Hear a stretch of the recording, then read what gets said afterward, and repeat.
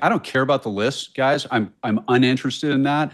I want to know who was making phone calls behind the scenes that basically had them kill the Florida prosecutions. And what he pled to, I'm one of those. That deal was a friggin' joke. He never should have gotten that. It was complete prosecutorial failure by the Florida state attorney. Sorry, Dave, if he's a friend of yours. That guy, I will debate him anytime, anywhere. He that was a shameful deal.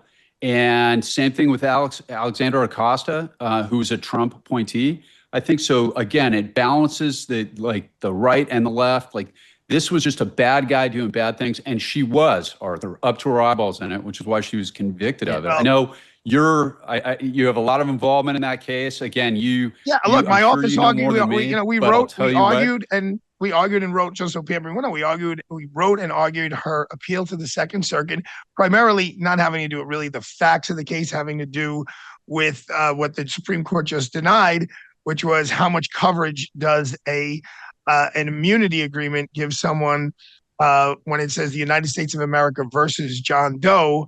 Does that mean you have immunity? Does that mean you're immune from being prosecuted in the United States of America? Or does it mean you're just immune from being prosecuted in the particular district where that document is executed? Here in New York, they take the view that it's only where the document is executed. But there are other circuits in the United States of America that says no, when the Washington, D.C. Department of Justice signs off on an immunity agreement, that means the United States of America, as the prosecuting agency, the Department of Justice, cannot charge you. And they can't play games and say, well, okay, we're going to be immune in Florida, but you're not going to be immune in Colorado. And that was the real legal issue here. But I just have to say, Miss Farmer's credibility has been shredded to smithereens.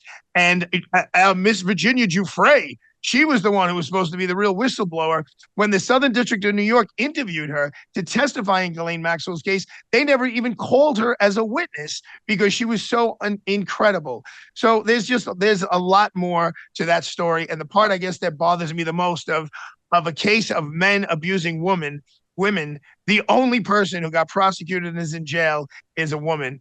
And not one man went down. And my theory is if Jeffrey Epstein didn't take his own life or wasn't killed or whatever, and he went to trial, no one would even know the name Ghislaine Maxwell. They would have never prosecuted her. It took them over a year after he killed himself to pursue her. It wasn't like they had the docket all lined up for her. She was an afterthought. But once they had spent millions of dollars to get Jeffrey Epstein, and now he's dead, they can't just throw that out the window. So they have to go after her as well.